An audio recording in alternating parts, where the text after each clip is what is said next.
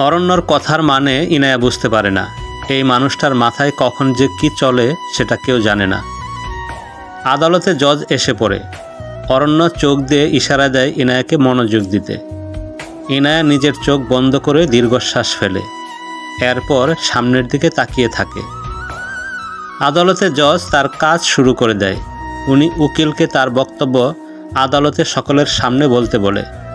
যেহেতু ইনায়ার পক্ষে কোনো উকিল ঠিক করা হয় নাই, তাই একজন উকিলই সব বলবে। ইনায়ার মনে ভয় করছে, কারণ তার কোনো উকিল নাই, আর উকিল ছাড়া তার পক্ষে কথা কে বলবে। তাছাড়া সব প্রমাণ ইনায়ার বিরুদ্ধে, ওর হার নিশ্চিত। ইনায়ার শরীর কাঁপতে থাকে, মনের মধ্যে হাজারো ভয় বাসা বাঁধে। কিন্তু অরণ্য শান্ত হয়ে আছে, তার মুখে হাসি স্পষ্ট ফুটে উঠেছে। অরণ্যকে দেখে মনে হচ্ছে সে কোনো আদালতে না, বরং কোথাও বেড়াতে এসেছে। ইনায়া অরণ্যের এমন ব্যবহার দেখে অবাক হয়। তাহলে কি অরণ্য চায় ইনায়ার শাস্তি হোক? খাবারে বিষ মিশিয়ে মেরে ফেলার যে মিথ্যা অপবাদ দেওয়া হয়েছে, তার পিছনে অরণ্যের কোনো ভূমিকা আছে? অরণ্য ইনায়াকে শত্রু মনে করে। এই জন্য কি অরণ্য ইনায়ার নামে মিথ্যা অভিযোগ দিয়েছে? ইনায়া অরণ্যর চেহারার দিকে তাকিয়ে সব কথা ভেবে যাচ্ছে। হঠাৎ করে অরণ্যর চোখ যায় ইনায়ার দিকে। ইনায়াকে এমন করে তাকিয়ে থাকতে দেখে অরণ্য হাসি মুখে বলে, ইনায়া, আমি জানি আমি অনেক সুদর্শন, আর আপনি আমার বিবাহিত বউ। তাই বলে কি এই রকম করে আমার দিকে তাকিয়ে থাকবেন? নিজের বরকে এমন করে নজর দিতে হয় না ইনায়া, পরে শরীর খারাপ করতে পারে। অরণ্যর এমন কথা শুনে ইনায়া নিজের চোখ অরণ্যের দিক থেকে সরিয়ে ফেলে। ইনায়া জানে না এই ঘটনার পিছনে আসল অপরাধী কে, আর ইনায়ার সাথে কে এমন করছে। কিন্তু অরণ্য তার সাথে এমন করতে পারে তা ইনায়ার বিশ্বাস হয় না। অরণ্য তার শত্রু, কিন্তু অরণ্য এত খারাপ মানুষও না যে ইনায়ার সাথে এমন কিছু করবে। উকিল ইনায়ার বিরুদ্ধে কথা বলতে শুরু করে দিয়েছে, যার জন্য ইনায়া উকিলের কথায় মনোযোগ দেয়। উকিল টেবিল থেকে কিছু কাগজ নিজের হাতে তুলে নেয়। এরপর উঠে দাঁড়িয়ে জজের সামনে আসে। উকিল বলে, মাননীয় আদালত, মিসেস ইনায়া একজন খুনি। বর্তমান সময়ে সবচেয়ে জনপ্রিয় কোম্পানির এমডি হলেন মিসেস ইনায়া। এসএস কোম্পানি বিভিন্ন ধরনের খাবার তৈরি করে বিক্রি করে। খাবারের মান উন্নত করার জন্য তারা খাবারে বিভিন্ন ধরনের বিষাক্ত আর রাসায়নিক পদার্থ মিক্সড করে। উকিলের কথা শুনে ইনায়ার ভয় করছে। অরণ্য বুঝতে পারে ইনায়ার মনের অবস্থা। ইনায়ার মনে ভরসা জাগাতে অরণ্য ওর হাত শক্ত করে ধরে। নিজের হাতে কোনো পুরুষের টাচ পেয়ে ইনায়া চমকে যায়। হাতের দিকে তাকিয়ে দেখে অরণ্য ওর হাত ধরে আছে। অরণ্য শান্ত স্বরে বলে, ইনায়া, শান্ত হয়ে যান। জীবনের যে কোনো পরিস্থিতিতে শান্ত হয়ে মনে সাহস নিয়ে সমাধান করা উচিত। আপনার দ্বারা যদি কোনো অন্যায় না হয়, তাহলে তার শাস্তি আপনার কখনো হবে না। অরণ্যর কথা শুনে ইনায়ের মনে সাহস আসে। সে শান্ত হয়ে উকিলের কথা শুনতে থাকে। উকিল নিজের কথা আবার শুরু করে দেয়।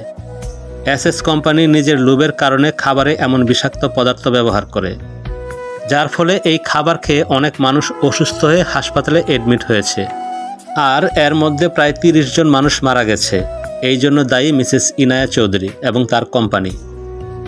উকিল নিজের হাতে রাখা কাগজ জজের কাছে দেয়। এরপর ইনায়ের বিরুদ্ধে আরও অনেক কথা বলে। জজ কাগজের দিকে ভালো করে দেখে। এরপর সে সামনে বসা অরণ্যর দিকে তাকায়। অরণ্য নিজের চোখ দিয়ে জজকে ইশারা দেয়। সেই ইশারা অনুসরণ করে জজ মাথা নাড়ায়। অরণ্য আর জজের একে অপরের ইশারার বিষয়টা ইনায়া খেয়াল করে। ইনায়া বলে, আপনি জজকে ইশারা দিয়ে কি বলেছেন? সত্যি করে বলেন অরণ্য, আপনার মনে আসলে কি চলছে? শুনুন ইনায়া, এত বেশি অরণ্যের মনের কথা জানার আগ্রহ প্রকাশ করবেন না। দেখা যাবে এই অরণ্যের মনের ঠিকানা জেনে আপনি ওর প্রেমে পড়ে যাবেন। এই ইনায়া আপনার প্রেমে পড়বে অসম্ভব। আর আপনার মনের ঠিকানা জানার কোনো আগ্রহ আমার নাই। জঘন্য পুরুষ মানুষ একটা আপনি। ইনায়ার কথা শুনে অরণ্য শব্দ করে হাসে। এরপর জজের দিকে তাকায়। জজ বলে, মিসেস ইনায়া এসএস কোম্পানির মালিক, যার স্পষ্ট প্রমাণ এই কাগজ। কিন্তু এই কাগজে মালিক হিসেবে ইনায়ার নাম থাকলেও কোম্পানির কাগজে ওনার কোনো সাইন বা নাম নাই। আর ব্যাংক অ্যাকাউন্ট ভালো করে দেখলে বোঝা যায় মিসেস ইনায়ার অ্যাকাউন্টে নতুন করে টাকা যায় নাই। আপনি এই বিষয়ে কি বলতে চান উকিল সাহেব? জজের কথা শুনে উকিল বুঝতে পারে না সে কি বলবে। অরণ্যর আদালতে বসে থাকতে বেশ মজা লাগছে। উকিল বলে, কিন্তু স্যার, মিসেস ইনায়ার কোম্পানি ওইটা। কিন্তু কাগজে ইনায়ার কোনো সাইন নাই। তাহলে এই খাবারে যে ইনায়া বিষ মিশিয়েছে তার কোনো প্রমাণও নাই। জজের কথা শুনে ইনায়ার মন একটু শান্ত হয়। জজ আবার বলে, মিসেস ইনায়া এসএস কোম্পানির মালিক কিনা তা সঠিক জানা নাই, তবে এসএস কোম্পানির খাবার খেয়ে অনেক মানুষ মারা গেছে, যার জন্য ওনাকে শাস্তি অবশ্যই পেতে হবে। ইনায়া চৌধুরীকে 3 মাসের সময় দেওয়া হলো। যদি উনি এই 3 মাসের মধ্যে নিজের বিরুদ্ধে থাকা অভিযোগ প্রমাণ করতে পারেন তাহলে ওনার বিরুদ্ধে সকল শাস্তি মাফ করা হবে, কিন্তু উনি যদি প্রমাণ করতে না পারেন তাহলে ওনাকে জেলখানায় বন্দি করা হবে এবং ফাঁসির আদেশও দেওয়া হবে। জজের কথা শুনে ইনায়ার মনে শান্তি পায়, কিন্তু ফাঁসির কথা শুনে আবার তার ভয়ও করছে। ইনায়া জানে না এসএস কোম্পানির আসল মালিক কে আর তার বিরুদ্ধে ওই ষড়যন্ত্র কে করেছে।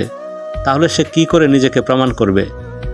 যদি 3 মাসের মধ্যে আসল অপরাধীকে ধরতে না পারে তাহলে কি তার ফাঁসি হয়ে যাবে? জজ নিজের সিদ্ধান্ত সবাইকে জানিয়ে চেয়ার ছেড়ে উঠে চলে যায়, কিন্তু ইনায়া এখনও বসে আছে স্থির হয়ে।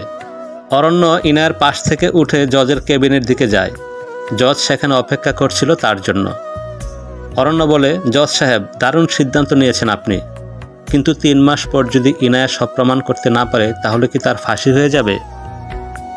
দেখেন মিস্টার অরণ্য, আমার কাছে এই সিদ্ধান্ত নেওয়া ছাড়া আর কোনো উপায় ছিল না। ইনায়া নির্দোষ সেটা আমি জানি, কিন্তু সকল প্রমাণ ওর বিরুদ্ধে। যদি ওকে কোনো শাস্তি না দেওয়ার কথা বলা হতো তাহলে সেটা নিয়ে সকলের মনে সন্দেহ জাগত। সাংবাদিক সহ প্রায় সকলে ইনায়াকে ট্রল করত।